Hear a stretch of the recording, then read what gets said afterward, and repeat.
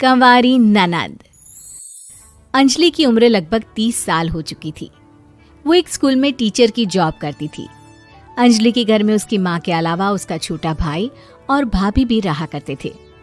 30 साल की उम्र होने के बाद भी अंजलि की अब तक शादी नहीं हुई थी। इस बात को लेकर अंजलि की माँ रुक्मिणी देवी काफी परेशान रहा करती थी। माँ, मैं स्कूल जा रही हूँ, जरा मेरा टिफिन तो दे दीजिए।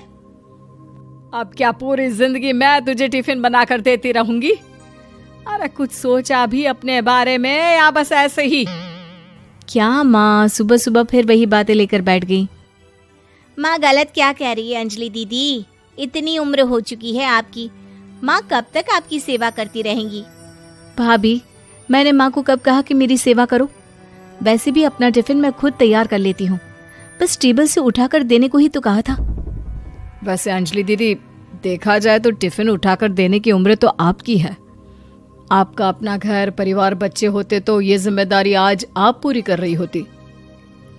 एक बात मेरी समझ में नहीं आती, अगर मेरी शादी नहीं हुई तो इसमें मेरी क्या गलती है? और तुम सब लोग मेरे पीछे क्यों पड़े रहते हो?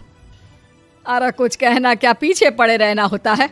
अपने छोटे भाई को देख, तुझसे 3 साल छोटा है लेकिन 2 बच्चे खेल रहे हैं आंगन में। मुझे आप लोगों की कोई बात नहीं सुननी, जा रही हूँ मैं। और आप में से किसी को मेरा कोई काम करने की जरूरत नहीं है, मैं खुद संभाल लूंगी। इतना कहकर अंजलि वहां से चली जाती है। शाम को जब अंजलि अपने स्कूल से लौटकर घर वापस आती है तो उसने देखा कि पड़ोस वाली निर्मला चाची वहां पर बैठी हुई थी। क्या बात है अंजलि बिटिया, नौकरी करके वापस आ गई? जी चाची जी, कैसी हैं आप? मैं तो ठीक हूँ बेटा, तुम बताओ शादी के बारे में कुछ सोचा या नहीं? अरे रहने दीजिए ना, इससे तो शादी की बात करना ही बेकार है। कुछ भी कहो तो गुस्सा करती है, बात बात पर आंखें दिखाती है। माँ, आप ऐसा क्यों कह रही है?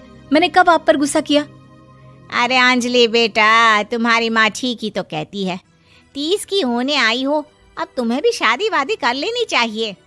चाची जी, आप तो ऐसे कह रही हैं जैसे शादी करने से मैंने मना किया हो।